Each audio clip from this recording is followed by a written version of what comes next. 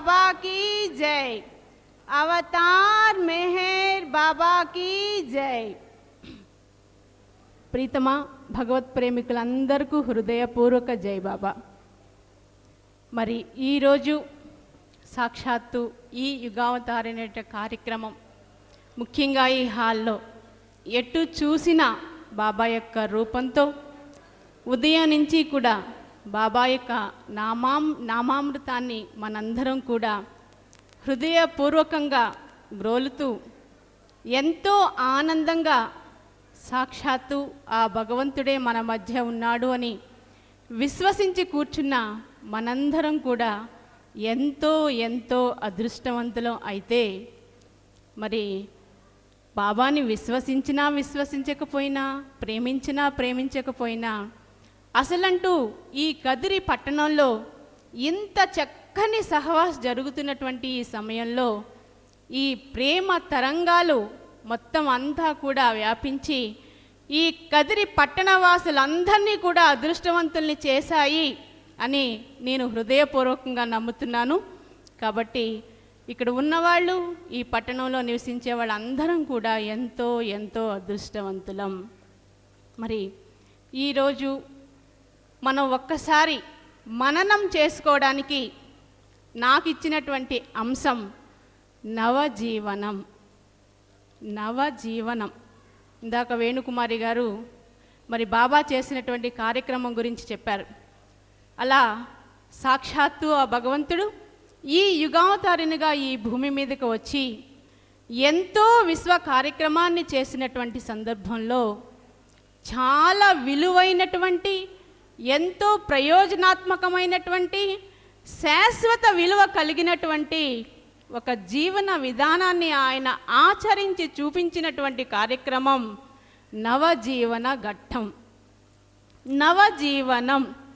ఒక్కసారి ఈ పదాన్ని మనం యుగ యుగాలుగా ఒకసారి దీన్ని మనం వెనక్కి తీసుకెళ్ళినట్టయితే, ఎప్పుడు భగవంతుడు అవతారినిగా ఈ భూమి మీదకి వచ్చినా కూడా మనం ఆయన జీవితంలో 2 రకాలైనటువంటి స్థితులను చూస్తాం, 2 రకాల దశలను చూస్తాం. ఆయన జీవితాన్ని 2 భాగాలుగా చూస్తాం యుగ యుగాలుగా కూడా.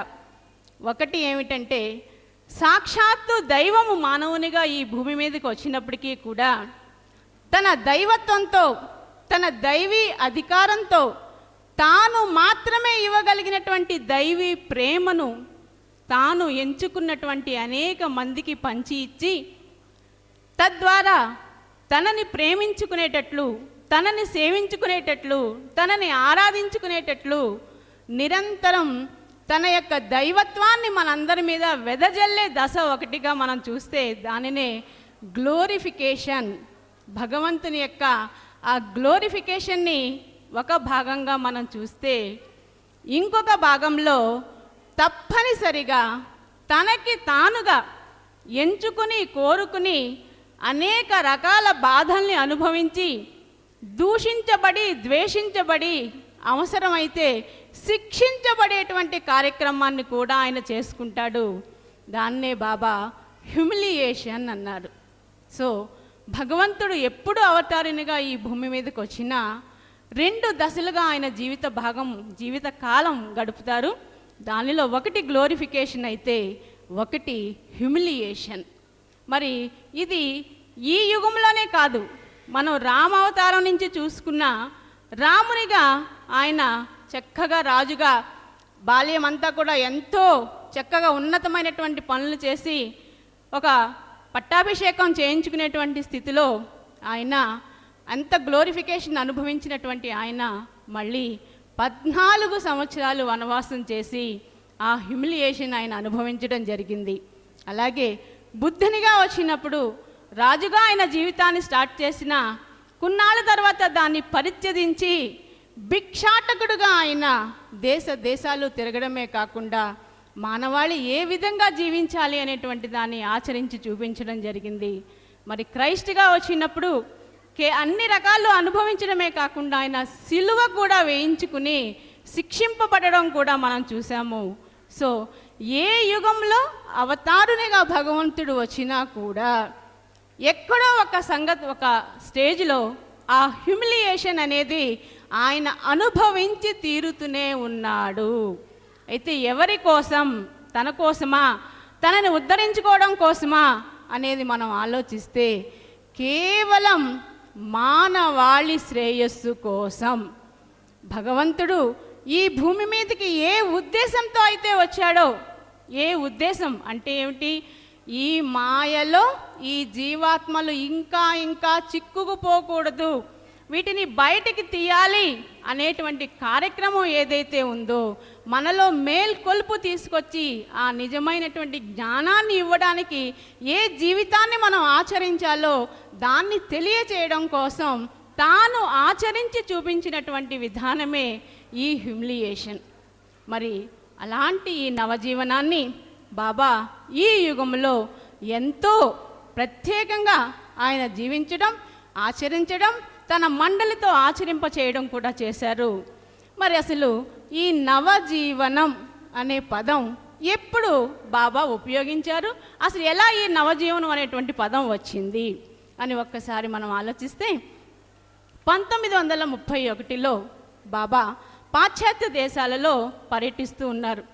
ఒకసారి ఇలాగే కూర్చుని అందరికీ దర్శనం ఇస్తున్నటువంటి సందర్భంలో ఒక రష్యన్ యువతి, ఆమె ఆ దర్శనార్థమై వచ్చి బాబాని చూసి దగ్గరగా వచ్చి గబగబా బాబా దగ్గరకు వచ్చి ఆయన పాదాల మీద పడి వెక్కి వెక్కి వెక్కి వెక్కి ఏడుస్తుంది.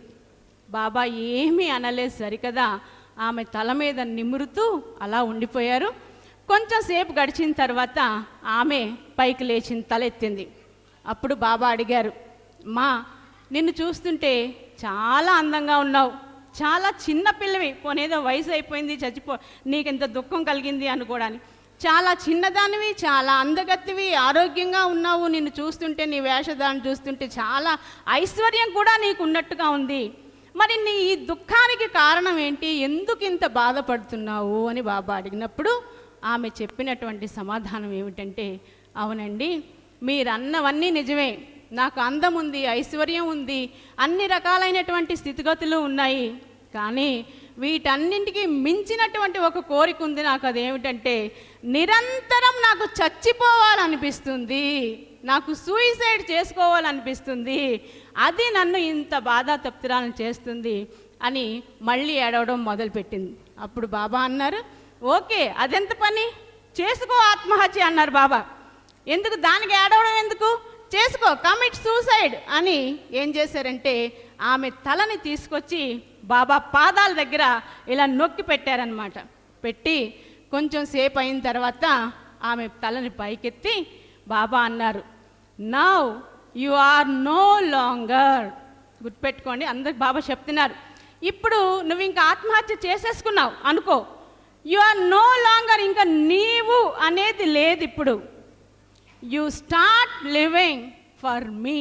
ఈ రోజు నుంచి నా కోసం జీవించడం మొదలుపెట్టు. Love me, remember me and live for me. నన్ను ప్రేమించు, నన్ను గుర్తు చేసుకో, నా కోసం జీవించడం మొదలుపెట్టు.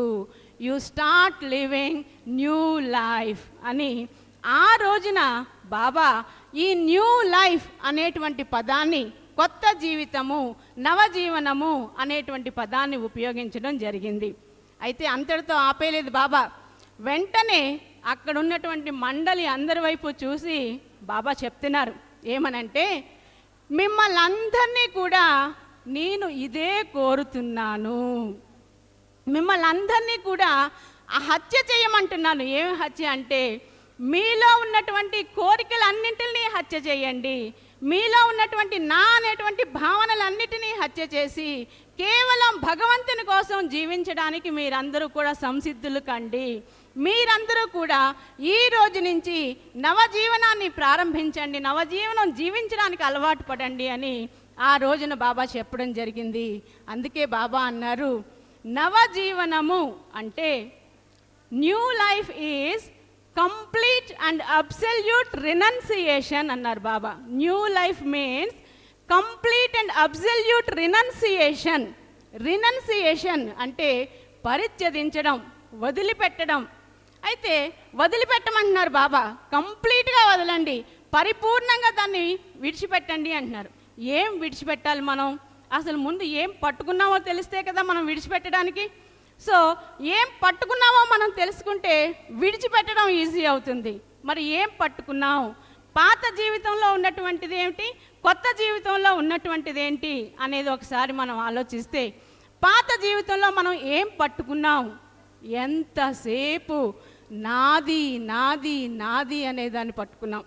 సపోజ్ మనకు ఒక కష్టం వచ్చింది, వెంటనే మన ఆలోచన ఎలా ఉంటుందంటే, ఈ కష్టం నా డబ్బు తీరుస్తుంది, లేదా ఈ కష్టం నా బంధువుల వల్ల తీరుతుంది, లేదా ఈ కష్టం నాకు పోలీస్ ఇన్స్పెక్టర్ తెలుసు, కలెక్టర్ తెలుసు, మినిస్టర్ తెలుసు, వాడి వలన తీరుతుంది అని అనుకుంటాం. కానీ భగవంతుడు ఉన్నాడు నా తరపున, ఈ కష్టం ఆయన తీరుస్తాడు అని మాత్రం ఊహించేటువంటి వాడు ఎవడూ లేడు.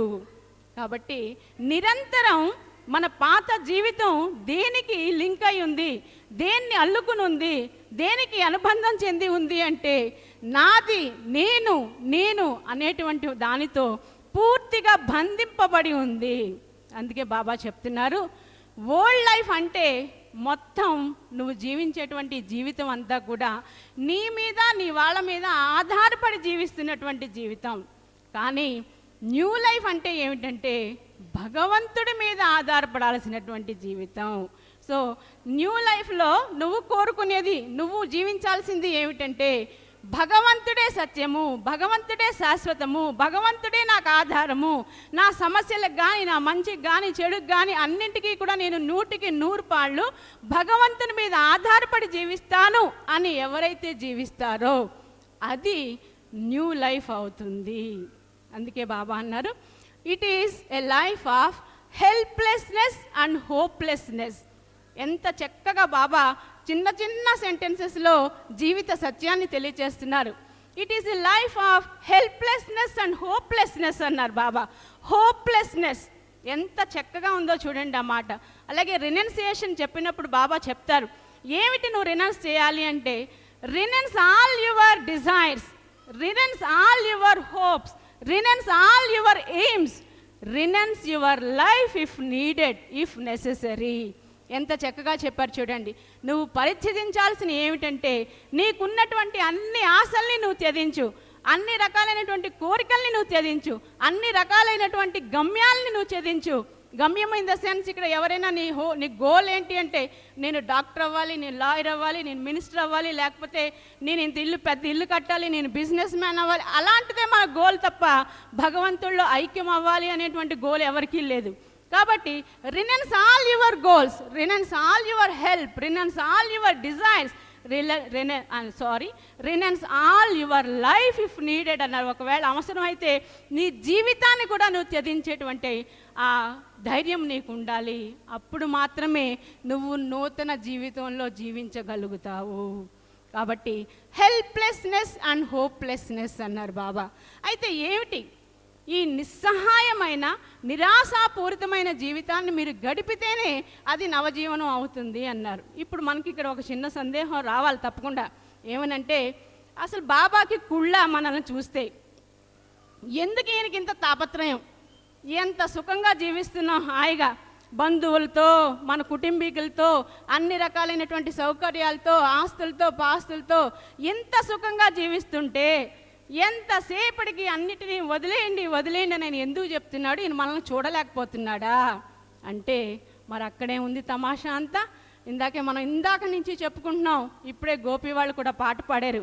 ఏమనంటే, నువ్వు జీవించేటువంటి ఈ జీవితం అంతా కూడా వ్యర్థమే, నాకు కావలసిన జీవితం ఏంటంటే నువ్వు నా పాద ధూళిగా మారడం మాత్రమే.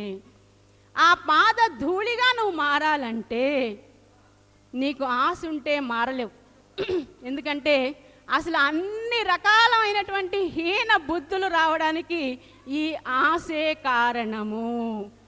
సపోజ్ నేనున్నాను, నా తల్లి తండ్రి ఒక 1,00,000 రూపాయలు ఇస్తారని ఆశపడ్డా, వాళ్ళు నాకు ఇవ్వలేదనుకోండి, వెంటనే వాళ్ళ మీద నాకు కోపం.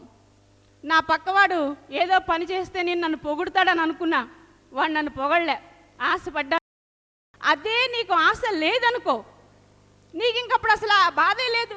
నువ్వు ఆశించలేదు. ఇప్పుడు నీకు ₹1,00,000 ఇస్తారని నువ్వు అనుకుని వెళ్తే నీకు బాధ ఇవ్వకపోతే, నువ్వేమీ అనుకోకుండా వెళ్ళావు, వాళ్ళు ఒక 50,000 నీ చేతిలో పెట్టారనుకో, ఎంతో సంతోషంగా ఇంటికి వస్తావు, అదన్నా వచ్చిందని. సో ఇక్కడ మనం అర్థం అంటే ఇది ఊరికే ఉదాహరణ, మనం అర్థం చేసుకోవాల్సింది అసలంటూ నీలో ఉన్నటువంటి ఈ ఆశ ఏమవుతుందంటే నీకున్నటువంటి అన్ని అవలక్షణాలకి కారణమై నీకు దుఃఖాన్ని మిగల్చడమే కాకుండా అన్ని రకాల బంధనాల్ని కూడా నిన్ను సంకెళ్ళగా మార్చేసేటువంటిది కేవలం ఈ ఆశ. కాబట్టి హోప్ అనేది లేకపోతే అసలు డిసప్పాయింట్మెంట్ అనేది లేదు. కాబట్టి ఆ హెల్ప్లెస్నెస్ అండ్ హోప్లెస్నెస్ అనేటువంటి జీవితాన్ని గడపడమే నవజీవనము అని బాబా చెప్పారు.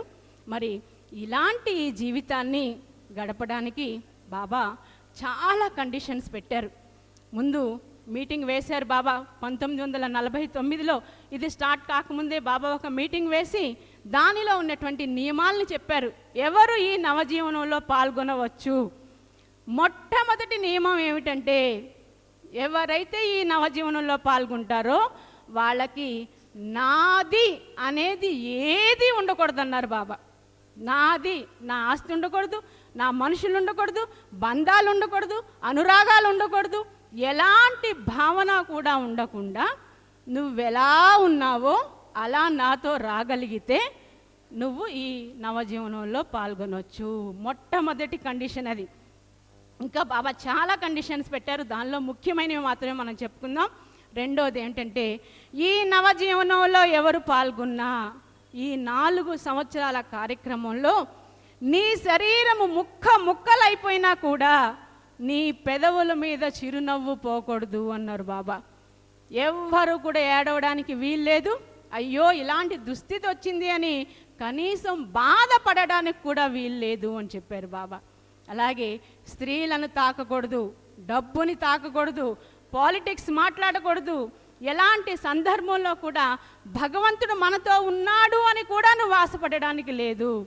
భగవంతుడిగా నా నుంచి స్పిరిచువల్గా కానీ మెటీరియలిస్టిక్గా కానీ ఏ రకమైనటువంటి భ్రమను కూడా నువ్వు పొందడానికి వీల్లేదు. నన్ను ఒక సామాన్యమైనటువంటి మానవునిగానే స్వీకరించి నాతో ఈ జీవనాన్ని గడపడానికి మీరు రావాల్సి ఉంటుంది.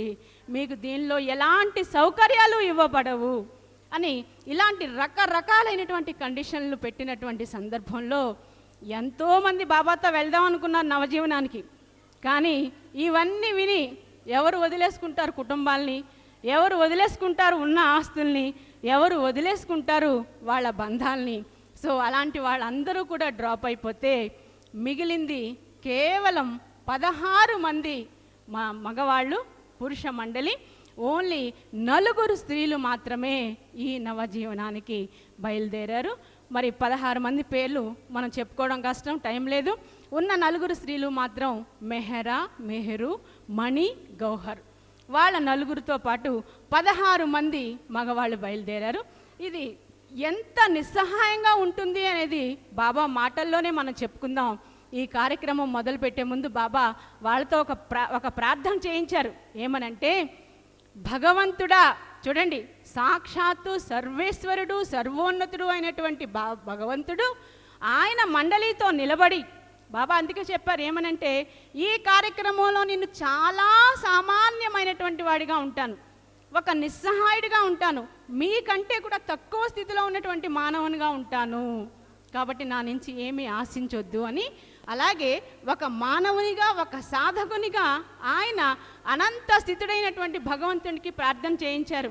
ఏమనంటే, వినండి అందరూ, ఎంత నిస్సహాయ స్థితి ఉంటుంది అనేటువంటిది ఈ ప్రార్థన ద్వారా మనకు తెలుస్తుంది. బాబా చెప్పారు, భగవంతుడా, ఈ నవజీవన కార్యక్రమం పూర్తయ్యే లోపు బాబా తన శరీరాన్ని ఎక్కడా కూడా చాలించకుండా ఉండేటువంటి అవకాశాన్ని ఇవ్వండి అని చెప్తూ బాబా అంటారు, ఒకవేళ నా శరీరాన్ని నేను విడిచిపెట్టినా దయచేసి నా శరీరాన్ని చాలా జాగ్రత్తగా మీరు మెహరాబాద్కు చేర్చండి. అలాగే ఆ రోజుల్లో మెహరాబాద్ పిల్లర్స్గా 4 పిలిచేవారట. పాద్రి, పెండు, విష్ణు, ఆది సీనియర్.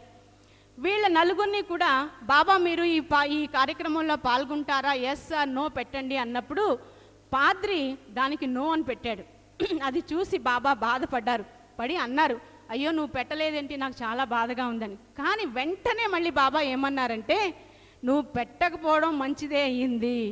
ఒకవేళ వీళ్ళు ముగ్గురు మెహరాబాద్ పిల్లర్స్గా పిలువబడుతున్న వీళ్ళు ముగ్గురు గనక ఈ నవజీవన కార్యక్రమంలో చనిపోతే కనీసం నువ్వన్నా మిగులుతావు అన్నారు బాబా. ఇక్కడ మనకేమర్థం అవుతుంది అంటే, ఎంత నిస్సహాయమైనటువంటి స్థితిలో ఈ నవజీవనం కొనసాగుతుంది అనేటువంటిది ఇలాంటి మాటల ద్వారా బాబా హింట్ ఇస్తూనే వచ్చారు. అంతేకాకుండా స్టార్ట్ అయ్యే మొదలుపెట్టే ముందు బాబా 100 సార్లు చెప్పారు, మళ్ళీ మీరు వెనక్కి వస్తారని ఆశించొద్దు. సజీవంగా ఎవరు వెనక్కి వస్తారో ఎవరికీ తెలియదు కాబట్టి ఎవరైనా మళ్ళీ మీరు వెనక్కి వస్తారని ఆశించొద్దు అని నొక్కి నొక్కి బాబా చెప్పడం జరిగింది. సో అలాంటి నిస్సహాయమైనటువంటి స్థితిలో ఒక కార్యక్రమాన్ని బాబా మొదలు పెట్టడం జరిగింది. దీనిని బాబా ఏం చేశారంటే 4 స్టేజెస్గా విడదీశారు. మొత్తం నవజీవనంలో ఉన్నటువంటి 4 సంవత్సరాల్ని 4 స్టేజెస్గా విడదీసి మొదటి దానిలో బాబా చెప్తారు, బెల్గాంలో లేబర్ మొత్తం శారీరక శ్రమకి సంబంధించినటువంటి ఘట్టము అన్నారు. ఎందుకు అంటే బాబా ఎంత చక్కని వివరణ ఇచ్చారో చూడండి. ఇప్పటి వరకు కూడా మీరు అన్ని రకాలైనటువంటి సౌఖ్యాల్ని అనుభవించి ఉన్నారు కాబట్టి ఒక్కసారి మీకు ఏదో చిన్నపిల్లాడికి ఆవకాయ అన్నం పెట్టినట్లుగా ఒక్కసారి మీకు నేను అన్ని రకాలైనటువంటి పరీక్షలు పెట్టేస్తే మీరు నెగ్గలేరు. కాబట్టి ముందు మీకు ఒక ట్రైనింగ్ పీరియడ్ అనేది ఇస్తున్నాను మీకు. కాబట్టి శారీరక శ్రమ ద్వారా మీ శరీరాన్ని గట్టిపరచుకోండి ముందు, తర్వాత మనసుని నెమ్మదిగా నేను ప్రక్షాళన చేస్తాను. కాబట్టి మొదటి ఘట్టం ఏమిటంటే ఆ శ్రామిక ఘట్టము, దానినే శారీరక శ్రమను బాబా ఇవ్వడం కోసం బెల్గాంలో బాబా వాళ్ళతో శరీరానికి సంబంధించినటువంటి అక్కడ శ్రమను వాళ్ళతో చేయించారు. అది మళ్ళీ మనం అవకాశం ఉంటే చెప్పుకుందాం. రెండవది ఏంటంటే లంగోటి యోగము అన్నారు బాబా. రెండవ స్టేజ్ లంగోటి యోగము. చూడండి, ఒక్కసారి అబ్జర్వ్ చేస్తే మొట్టమొదటి ప్రయోగం దేని మీద చేశారు బాబా? శరీరం మీద. అంటే ఈ శరీరం మీద నెమ్మదిగా వాళ్ళకి మమకారం తొలగేటట్లు చేశారు. ఆ శ్రామిక ఘట్టము అనేటువంటి ద్వారా ఈ శరీరం మీద వాళ్ళకి మమకారం లేకుండా చేశారు. తర్వాత ఘట్టం ఏమిటంటే లంగోటి యోగం. లంగోటి యోగం అంటే మనందరికీ తెలుసు, వాళ్ళు కేవలం ఒక గుడ్డ పీలక కట్టుకుని వాళ్ళు అక్కడ శ్రమ చేయాల్సి ఉందన్నమాట. అది బాబా చాలా ఇదిగా ముఖ్యంగా సారనాథ్లో ఈ కార్యక్రమాన్ని బాబా చేయించారు. ఎంతో చలిలో కూడా ఆ బుద్ధుని యొక్క రకరకాలైనటువంటి శిథిలావస్థలో ఉన్నటువంటి ఆ కొండల కిందకి తీసుకెళ్ళి వాళ్ళని ఒక గుడ్డ పీలక, కేవలం ఒక గుడ్డ పీలక కట్టుకుని ఆ చలిలో ప్రార్థనలు చేయించి అక్కడ చేసినటువంటి పని ఆ లంగోటి యోగం ద్వారా బాబా ఏం చేశారు అంటే, ఇంకా ఈ బాహ్యమైనటువంటి వాటి మీద ఏమీ మోజు లేకుండా, మనం వేసుకునే బట్టలు కానీ ఆభరణాలు కానీ మనం రకరకాలైనటువంటి బాహ్యమైనటువంటి వాటి మీద మోజు లేకుండా ఆ లంగోటి యోగం ద్వారా వాళ్ళకు ఉన్నటువంటి ఆ సంస్కారాన్ని, ఆ అహంకారాన్ని, ఆ మమకారాన్ని బాబా తొలగించడం జరిగింది. మూడవ యోగం ఏమిటంటే జిప్సీ లైఫ్ అన్నారు బాబా. జిప్సీ లైఫ్, సంచార జీవితం. అంటే ఒక చోటు నుంచి ఇంకో చోటుకి, ఒక చోటు నుంచి ఇంకో వాళ్ళు ఎక్కడా కూడా ఒక చోట ఉండడానికి లేదు. అది కూడా అంతే. దాని ద్వారా మనకేం తెలుస్తుంది? నాది అనేటువంటి భావన ఇంకెక్కడ ఉండిపోతాం. ఇప్పుడు సపోజ్ మనం కదిరిలో ఉన్నవాళ్ళు కదిరి నా జన్మభూమి లేకపోతే నా పుట్టినూరు, అలా మనం ఆ ఫీలింగ్ మనకి ఎంతో ఎక్కువ అన్నమాట. నా కన్న తల్లి ఇలాంటివి ఏవో చెప్పుకుంటాం కదా. సో ఆ భావన, నా అనేటువంటి భావన ఏ రకంగానూ కూడా శారీరకంగా మానసికంగా ఎలాంటి కోరికతోనూ ఉండకుండా ఒక్కొక్క యోగం ద్వారా బాబా వాళ్ళలో ఉన్నటువంటి అన్ని రకాల మమకారాల్ని, అన్ని రకాల బంధాల్ని, అన్ని రకాల అహంకారాల్ని కూడా నశింపచేసి ఆఖరి యోగం ఏమిటంటే హెల్ప్లెస్నెస్ అండ్ హోప్లెస్నెస్. మళ్ళీ అతి హీనమైనటువంటి జీవితాన్ని గడిపింపజేశారు. అదే బెగ్గింగ్. మనందరికీ తెలుసు, బాబా నవజీవనంలో చాలా తాను కూడా ఒక భిక్షాటకుడుగా పనిచేసి భిక్షాటకుడుగా ఆయన అందరిళ్ళకి వెళ్ళి అడుక్కు తెచ్చుకున్నటువంటి పరిస్థితి అది. దానినే బాబా భిక్ష యోగం. అదే అక్కడ బాబా ఇచ్చినటువంటి ఇన్స్ట్రక్షన్స్ మాత్రం చాలా విచిత్రంగా ఉంటాయి. ఎవరు ఎక్కడ పడితే అక్కడ వెళ్ళి అడుక్కోకూడదు. వాళ్ళందరికీ ఒక డ్రెస్సు, ఒక జోలి, ఆ జోలితో వాళ్ళు మళ్ళీ నియమం ప్రకారమే వాళ్ళు అడుక్కోవాలి. ఎలా అంటే మా భిక్షా దీజియే అని మాత్రమే అడగాలి. అమ్మా నాకు భిక్ష వేయండి. ఎక్కడ కూడా రూడ్గా మాట్లాడడం కానీ, వాళ్ళు ఇచ్చిన దానినే తీసుకోవాలి. మన పాట ఉంటుంది కదా, కొంచెం కూర ఉంటాయేమో అని, అలా అనడానికి లేదు. మటను చికెను అడగడానికి లేదు. వాళ్ళు కేవలము వాళ్ళు ఏమిస్తే దానినే తీసుకురావాలి. అది కూడా అందరూ తెచ్చిన తర్వాత దానిని బాబా ఒక గుడ్డలో వేసి వాటన్నింటినీ కూడా ఇలా కలిపేవారట బాబా. ఇది ఒక సందర్భంలో చెప్తారు. అదంతా కూడా అలా కలుపుతూ ఉంటే, ఆ అన్నం పెడుతూ ఉంటే అమృతం ఇంతకంటే అందంగా ఇంతకంటే రుచిగా ఉంటుందా అని వాళ్ళకి అనిపించేదట. ఆ పాచిపోయిన అన్నం, అలాంటి రకరకాలైనటువంటి అన్నం, ఇంతకంటే రుచికరమైనటువంటి పదార్థం ఇంకోటి ఉంటుందా? ఎందుకంటే ఎవరి చేత్తో చేసేటది? సాక్షాత్తు అవతారిని చేత్తో ఇవ్వబడ్డ ప్రసాదం అది. మరి అలాంటి ఆ కార్యక్రమంలో బాబా హరిద్వార్, బెల్గాం, మహాబలేశ్వర్, మెహరాబాద్, హైదరాబాద్, ఔరంగాబాద్, కుల్లాబాద్, మోతీచూర్, ఇలా రకరకాలైనటువంటి ప్రదేశాల్లో బాబా తన కార్యక్రమాన్ని చేసి, ఇక్కడ మనం తెలుసుకోవాల్సింది ఒక్కటే. బాబా చెప్పారు, నవజీవనం అనేది ఎక్కడ ఆగిపోదు, ఇది శాశ్వతంగా, ఎవరు అనుసరించినా అనుసరించకపోయినా ఇది కంటిన్యూ అవుతూనే ఉంటుంది అని. ఎలా ఇది నిజంగా అది ఎలా మనం జస్టిఫై చేసుకుంటాము అంటే దానిలో ఎలాంటి సందేహం లేదు. ఎందుకంటే మరి ముఖ్యంగా ఈ రోజుల్లో మీరు ఒక్కసారి గమనించండి, వచ్చే రోగాలు ఎలా ఉన్నాయంటే, నీకెంత డబ్బైనా ఉండని, నీ కొడుకే డాక్టర్ అవని, నిన్ను బ్రతికించే పరిస్థితుల్లో లేవు రోగాలు. అప్పుడు తప్పనిసరిగా మనం ఎవరి మీద ఆధారపడుతున్నాం? భగవంతుడా నువ్వే దిక్కు, ఇంకా మాకెవరూ దిక్కు లేరు. అలాగే మన ఇంట్లోంచి ఒకళ్ళు బయటకు వెళ్తున్నారు, ఎప్పుడు ఏ యాక్సిడెంట్ జరుగుతుందో తెలియదు. కాబట్టి మనం ఏమంటున్నాం? బాబోయ్ వాళ్ళని భగవంతుడే కాపాడాలి మళ్ళీ వెనక్కి తిరిగి వచ్చేటట్టు. సో ప్రతి నిమిషం కూడా ఇప్పుడున్నటువంటి పరిస్థితుల్లో ప్రతి వాడు కూడా భగవంతుడి మీద ఆధారపడే జీవిస్తున్నాం మనం ఎన్నో పరిస్థితుల్లో.